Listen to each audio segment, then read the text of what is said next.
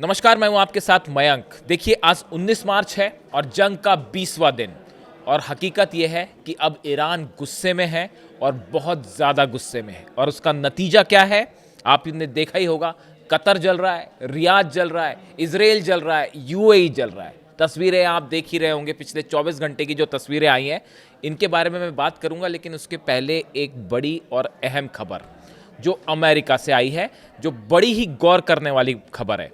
देखिए, अब से कुछ देर पहले, कुछ घंटों पहले वॉशिंगटन में एक अमेरिका के मिलिट्री बेस के ऊपर, आर्मी बेस के ऊपर कुछ अनआइडेंटिफाइड ड्रोन देखे गए। क्या ये ईरान के ड्रोन थे? अगर हम सीधा सवाल पूछें, जिसको लेकर पूरे अमेरिका में इस समय जो है वो परेशानी की लहर छाई हुई है और हर शख्स ये जानना चाहता है कि क्या ये वॉशिंगटन के अंदर ईरान के ड्रोन पहुंच चुके हैं। देखिए, पहले आप पूरी खबर समझिए जो वॉशिंगटन पोस्ट ने छाप रखी है। पूरे अमेरिका के मीडिया में एक खबर है, US official spotted unidentified drones over a Washington army base where secretary of state Marco Rubio and defence secretary Pete Hegseth was present.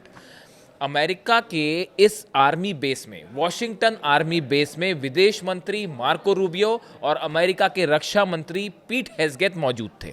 इसी दौरान अचानक इस आर्मी बेस के ऊपर कुछ ड्रोन्स दिखाई देते हैं।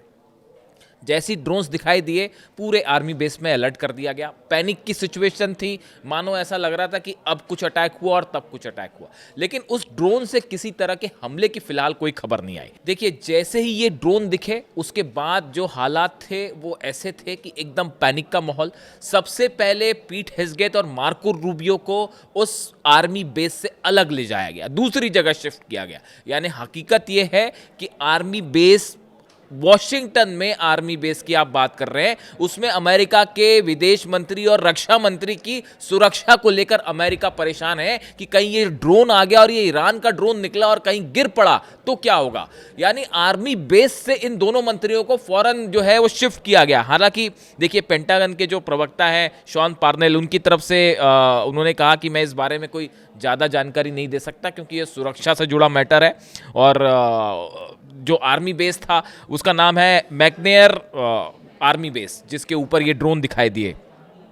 इसके अलावा उन्होंने ये भी जानकारी देने से मना कर दिया कि मार्को रूबियो और पीट हेग्सेथ को कहाँ शिफ्ट किया गया, कब शिफ्ट किया गया। ये सब जानकारी उन्होंने सुरक्षा कारणों से नहीं दी और वाजिब है कि नहीं दी उन्होंने। लेकिन अब देखिए, इस घटना ने एक बहुत बड़ा सवाल खड़ा कर दिया है। कुछ दिनों पहले मैंने आपको एक रिपोर्ट बताई थी कि जिस तरह से एफबीआई की वार्निंग आई थी कि कुछ ड्रोन्स जो है, कुछ एक जहाज, उसमें जो स्पेसिफिक जानकारी थी कि एक मिस्टीरियस जो है शिप वो अंदर आ सकता है, अमेरिका के आसपास हो सकता है पहले से मौजूद, और उसके ऊपर से ड्रोन टेक ऑफ कर सकते हैं और कैलिफोर्निया में या अमेरिका के कुछ हिस्सों पर हमले हो सकते हैं। ये जानकारी एफबीआई ने दी थी, जिसको लेके डोनाल्ड ट्रंप से भी सवाल किया गया था। पूरी अमेरिका में सवाल उठ गए थे कि भैया क्या घुस के हमला होने वाला है। उसके बाद वॉशिंगटन में अज्ञात ड्रोन आर्मी बेस के ऊपर उड़ना, पूरी अमेरिका की सुरक्षा एजेंसियां इस समय पैनिक में हैं और सबको ये लग रहा है कि क्या अब ये दिन देखना पड़ेगा कि ईरान अब घर में घुस के अमेरिका पर हमले करने वाला है। अभी तो अरब जल रहा है, अभी तो इजराइल जल रहा है, लेकिन क्या अब वो भी चीज़ दिखाई देखने को मिलेगी कि अमेरिका के अंदर ड्रोन्स अटैक शुरू हो जाएंगे। इस तरह की बात ईरान की तरफ से भी कही गई है कि आगे आगे देखिए क्या होता है। तो ये खबर है, इसके बारे में जो भी अंदर डिटेल आएगा कि ये क्या था, कैसे हुआ, तो मैं आपको इसके बारे में जानकारी दूंगा। अब बात करते हैं अरब की। अरब देशों पर जिस तरह से हमले हुए वो आपने देखे। इजराइल की बात हम आखिरी में करेंगे। इजराइल की बात मैं आपको सुबह ही बता चुका हूँ, सुबह के वीडियो में। और इस समय जब मैं आपसे बात कर रहा हूँ, 19 तारीख, जंग का 20वां दिन, दोपहर का वक्त है। मैं अभी आप जब ये वीडियो बना रहा हूँ, इस दौरान भी इजराइल पे मिसाइल्स बरस रही हैं और खुर्रम शहर 4 ने जो है पूरे इजराइल को खोद डाला है। ये गुस्सा है ईरान का। लारिजानी साहब पर जिस तरह से हमले हुए, खामेनी साहब को जिस तरह से शहीद किया गया, अब ये उसका नतीजा है और अब ये गुस्सा भुगतना पड़ेगा। जो नए सुप्रीम लीडर हैं, उन्होंने, मुस्तफा ने साफ कर दिया कि हम किसी सूरत में जो है वो सीज फायर का कोई सवाल ही नहीं है और एक एक खून की एक एक बूंद का बदला लिया जाएगा और शहादत का बदला लिया जाएगा। ये नए सुप्रीम लीडर के शब्द हैं। अब देखिए होता क्या है, आपने देखा जिस तरह से दुबई पर हमले हुए, कतर में हमले हुए, रियाद में हमले हुए, ये हमले क्यों हुए, हमले क्यों किए ईरान ने, ये बात समझना जरूरी है। देखिए, इजराइल और अमेरिका ने ईरान के साउथ पार्स गैस फील्ड पर अटैक हुआ। ईरान का ये वो साउथ पार्स गैस फील्ड सबसे अहम, सबसे इंपॉर्टेंट, सबसे बड़ा गैस फील्ड है ईरान का, जिस पर मिसाइल अटैक होते हैं और करीब उसका 15 से 20% हिस्से को नुकसान पहुंचा। उसके बाद बयान आता है अमेरिका के कि नहीं नहीं नहीं, हमने ये हमला नहीं किया, ये तो इजराइल ने कर दिया। और जो है हम अब आगे कहेंगे, मैं आपको बताऊंगा डोनाल्ड ट्रंप क्या कह रहे हैं। उसके बाद डोनाल्ड ट्रंप, अमेरिका की तरफ से बयान आया कि हमला हमने नहीं किया, ये तो इजराइल ने कर दिया है और गलती से ये हमला हो गया, या इस तरह की जो भी बात है, क्योंकि पता था कि अब ईरान क्या करेगा। उसके बाद ईरान ने जो है रात भर जो मिसाइलें बरसाई हैं अरब देशों पर, आप देखिए जो हमले हुए उस पर कतर की रास लफान गैस फैसिलिटी जो है, इस पर बुधवार की रात को, यानी बीती रात को ज़बरदस्त अटैक हुए, मिसाइल्स अटैक हुए, ड्रोन अटैक हुए। नतीजा ये है कि पूरी इंडस्ट्रियल सिटी जो है उसमें आग लग गई। इस पर्टिकुलर जो एरिया है, ये ऑयल फील्ड जो है, गैस फील्ड जो है, फैसिलिटी जो है, ये लफान गैस फैसिलिटी को ज़बरदस्त नुकसान हुआ है। और कतर एनर्जी ने कन्फर्म किया है कि ईरानी मिसाइलों के हमले में गैस प्रोसेसिंग हब को काफ़ी नुकसान हुआ है, जबरदस्त नुकसान हुआ। उसके अलावा आप सऊदी अरब की बात करें, सऊदी अरब की गैस फील्ड्स, ऑयल फील्ड्स, सब पर अटैक हुए हैं, सब पर खुर्रम शहर 4 मिसाइल गिरी है। अभी तक आपने देखा कि अरब देशों पर ड्रोन से अटैक हो रहे थे, बाय एंड लार्ज बड़ी संख्या में ड्रोन से अटैक हो रहे थे। और या फिर जो मिसाइल्स थी उसमें खुर्रम शहर 4 मिसाइल्स इक्का दुक्का जगह से शामिल थी। जो अमेरिकन बेसिस थे उस पर खुर्रम शहर 4 मिसाइल गिर रही थी। लेकिन अब हालात ये हैं कि ऑयल फैसिलिटीज़ पर, सऊदी की ऑयल फैसिलिटी के ऊपर खुर्रम शहर 4 मिसाइल गिरी है। और अरामको जो ऑयल कंपनी है उसमें फिर एक बार आग लग गई है। और उसका नतीजा ये है कि धू धू कर जल रही हैं अरब 2 मिसाइल्स गिरने की तो तस्वीरें भी सामने आई हैं। जितनी ऑयल फैसिलिटीज़ हैं, गैस फैसिलिटीज़ हैं, चाहे वो अरब में हो, चाहे कतर में हो, चाहे यूएई में हो। यूएई में कल ही हमले हो गए थे, फुजरान पोर्ट जो है उस पर हमले हुए, ऑयल रखने के जो ठिकाने थे उस पर हमले हुए हैं, गैस फील्ड्स हैं उनको निशाना बनाया जा रहा है। यानी 3 बड़ी जगहों पर, कतर में, यूएई में और सऊदी में बड़े हमले शुरू हो गए हैं। और मैंने आपको देखिए पिछले वीडियो में ये बताया था कि अब तेल में आग लगेगी। जब ये हमला हुआ था ईरान की साउथ पार्स गैस फील्ड पर, जब हमला हुआ था तभी मैंने आपको बता दिया था कि अब ये तेल की जंग हो जाएगी। और अब ये एक ऐसा तेल का खेल अब शुरू हो चुका है जो अब ये कहाँ जाके रुकेगा कोई नहीं, इसके बारे में अनुमान लगाना भी बेहद मुश्किल है। देखिए, सऊदी अरब के विदेश मंत्री प्रिंस फैसल बिन फरहान ने ईरान को चेतावनी देते हुए कहा है कि उनके देश और खाड़ी के जो अन्य देश हैं वो सब मिलकर ईरान को जवाब दे सकते हैं और वो अब इन हमलों को बर्दाश्त नहीं करेंगे। और इसलिए तेहरान अपनी सैन्य रणनीति पर दोबारा विचार करे। ऐसा बयान जो है वो सऊदी के विदेश मंत्री की तरफ से आया है। और उन्होंने कहा है कि हमारे पास अपने पार्टनरों के साथ मिलकर जो है हम ईरान को अब जवाब दे सकते हैं और ईरान को अपनी रणनीति पर विचार करना चाहिए। यानी अभी भी हमला किया नहीं है, इतने हमले होने के बाद भी अभी तक हमले की हिम्मत नहीं जुटा पाए हैं। लेकिन ठीक है, हमला कह रहे हैं कि आगे मिलके हमला हो जाएगा। देखिए, असल में हुआ क्या, कल मैंने आपको जो वीडियो बनाया था उसमें बताया था मैंने कि सऊदी में एक बड़ी बैठक होने वाली है। ये बैठक चल रही थी, 12 देशों के प्रतिनिधि शामिल थे और वो ये चर्चा कर रहे थे सऊदी में कि अब आगे क्या किया जाए ईरान को लेकर और कैसे क्या किया जाए, ये चर्चा चल रही थी। ये चर्चा के बीच में, मीटिंग के बीच में खुर्रम शहर 4 मिसाइल गिरती है सऊदी अरब में। उसके बीच में मिसाइल्स गिरनी शुरू हो गई यूएई में, उसके बीच पर मिसाइल गिरनी शुरू हो गई कतर में, और जो सबसे बड़ी जो ऑयल और गैस फैसिलिटी है उसको उड़ा दिया गया। यानी आप देखिए, ईरान की तरफ से कल ही ईरान ने बात कही थी, ईरान की सेना की तरफ से बयान आया था कि अगले चंद घंटे बेहद भारी होने वाले हैं इजराइल के लिए भी और सऊदी के लिए भी। देखिए, इस तरह से लगातार खबरें आ रही हैं। यूएई पे हमले का कारण मैंने आपको बताया, खार्ग आइलैंड पर जो हमले हुए उस पर बताया गया कि टेक ऑफ सऊदी से हुआ था, टेक ऑफ यूएई से हुआ था। B-2 बॉम्बर्स यूएई से उड़े थे, तो अब यूएई पे हमले हो रहे हैं।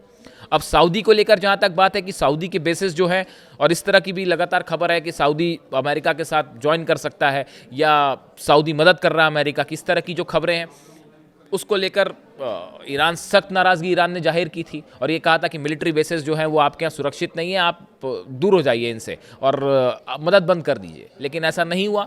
नतीजा है कि सऊदी पर भी हमले हो रहे हैं। कतर का भी यही स्थिति आप देख सकते हैं। अल उदैद बेस पर बड़ी तबाही मची है। अमेरिका का वो बेस जहां पर लगातार बॉम्बर्स उतर रहे थे और जहां पे F-35 जेट्स उतर रहे थे, अब उसका हाल देखिए। अब रडार सिस्टम पूरी तरह से तबाह है। और अब तो कतर की, अब ये मामला सिर्फ मिलिट्री बेसिस पर हमले का नहीं रहा है, अब ये ऑयल और गैस फैसिलिटी पर हमले हैं। और अब मिडिल ईस्ट एक बार नई, इस जंग में नई एंट्री, एक नए दौर में ये जंग प्रवेश कर चुकी है, जिसमें अब खतरे में कोई भी सुरक्षित नहीं है। ईरान की तरफ से एक बार फिर जानकारी दी गई है। ईरान की तरफ से कहा गया है कि हम आपको एक बार फिर चेतावनी देते हैं, आपने इस्लामिक गणराज्य यानी ईरान के ऊर्जा के ढांचे पर हमला करके बड़ी गलती की है। अगर इसे दोहराया गया तो आपके और आपके सहयोगियों के ऊर्जा ढांचे पर हमले तब तक नहीं रुकेंगे जब तक ये पूरी तरह से तबाह नहीं कर दिए जाते। ईरान ने कहा है कि अगर दोबारा हमारे किसी भी गैस फील्ड पर, ऑयल फैसिलिटी पर हमला हुआ तो जितने अरब देश हैं इनके पूरे ऑयल फैसिलिटीज़ पर तब तक मिसाइल मारी जाएंगी जब तक ये जल ना जाए। अब देखिए, इसके बाद जो हाहाकार मचा है अमेरिका में और अरब देशों में, किसी को समझ नहीं आ रहा कि क्या किया जाए। और अब उसके बाद डोनाल्ड ट्रंप का बयान बेहद अहम बयान है। अब देखिए डोनाल्ड ट्रंप क्या कह रहे हैं। मध्य पूर्व में हुई घटनाओं को लेकर गुस्से में इजरायल ने ईरान के साउथ पार्स गैस फील्ड ठिकाने पर हमला किया। पूरे क्षेत्र का एक छोटा सा हिस्सा ही प्रभावित हुआ है। अमेरिका को इस हमले की कोई जानकारी नहीं थी और कतर को भी इससे कोई लेना देना नहीं था, ना उसे इस हमले की कोई जानकारी थी। अब डोनाल्ड ट्रंप अपनी जान बचाते फिर रहे हैं। वो ये कह रहे हैं कि यानी अमेरिका ने साफ पल्ला झाड़ लिया। उन्होंने कहा कि भैया देखिए, ईरान पर जो पार्स गैस फील्ड पर हमला हुआ वो हमने नहीं किया, हमको नहीं जानकारी थी, वो तो इजरायल ने कर दिया और कतर को भी जानकारी नहीं थी। अब ये बात किसको हजम होगी बताइए। और ये क्या अलग अलग हमले मार दिए जाए कि अमेरिका अलग हमला कर रहा है, इजरायल अलग हमला कर रहा है, या दोनों एक साथ जंग कर रहे हैं। इस बयान का क्या मतलब है? इस बयान को मतलब मेरी तो समझ के बाहर है। अब आप इसको जो समझते हैं समझिए।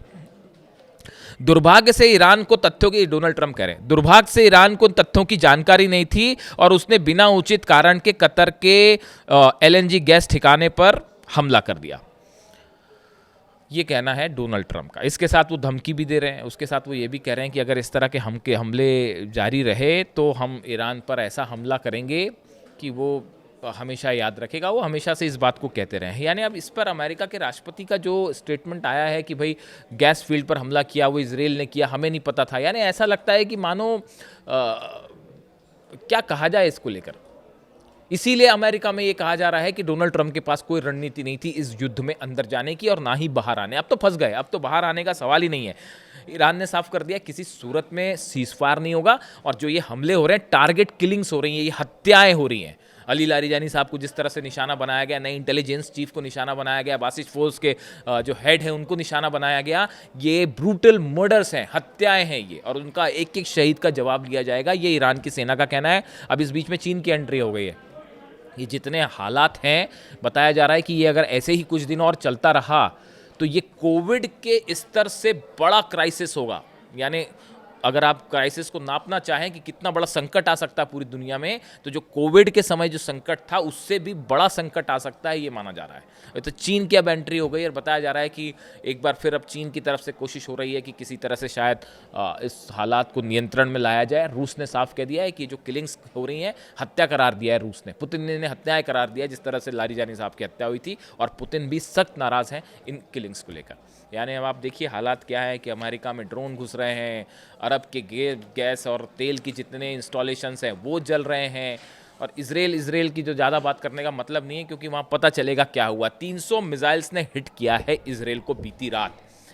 रेलवे स्टेशंस तबाह हुए हैं, बस स्टैंड्स तबाह हो गए हैं, आपके जितने मेट्रो स्टेशन हैं उन पर वो गिरी है। बेन गुरियन एयरपोर्ट तो पता नहीं कितनी मिसाइल्स गिर गई वहाँ पे, अब हिसाब नहीं लगाया जा सकता। 10 से 15 की खबर हमारे पास थी, अब आगे पता नहीं, अभी इस वक्त कितनी मिसाइल गिर रही होंगी उसका पता नहीं लगाया जा सकता। कितने प्लेन्स तबाह है, बेन गुरियन एयरपोर्ट पूरी तरह से तबाह हो चुका है जो जानकारी है। इसके अलावा कितने ठिकाने ऐसे हैं जहां मिसाइल्स गिरी हैं, कितने लोग की कैजुअलिटी। कल ही खबर आ रही थी कि 200 से 250 लोग मारे गए हैं, और उसको इजराइल कैसे कबूल करेगा, सामने आएगा, वो पता चलेगा। लेकिन फिलहाल हालात ये हैं, ईरान गुस्से में है और बहुत गुस्से में है। अपडेट होगा, अब तक पहुंचाऊंगा। Thank you so much.